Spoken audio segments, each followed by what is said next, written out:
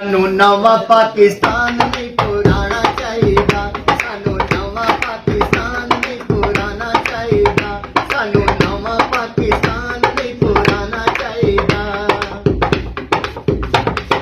ਦੱਸਾਂ ਕਿਹੜੇ ਦੁੱਖ ਤੁਹਾਨੂੰ ਬੋਲ ਬੋਲ ਜੀ, ਬਿਜਲੀ ਵੀ ਮਹਿੰਗੀ ਮਹਿੰਗਾ ਪੈਟਰੋਲ ਜੀ। ਦੱਸਾਂ ਕਿਹੜੇ ਦੁੱਖ ਤੁਹਾਨੂੰ ਬੋਲ ਬੋਲ ਜੀ, ਬਿਜਲੀ ਵੀ ਮਹਿੰਗੀ ਮਹਿੰਗਾ ਪੈਟਰੋਲ ਜੀ। ਸਾਨੂੰ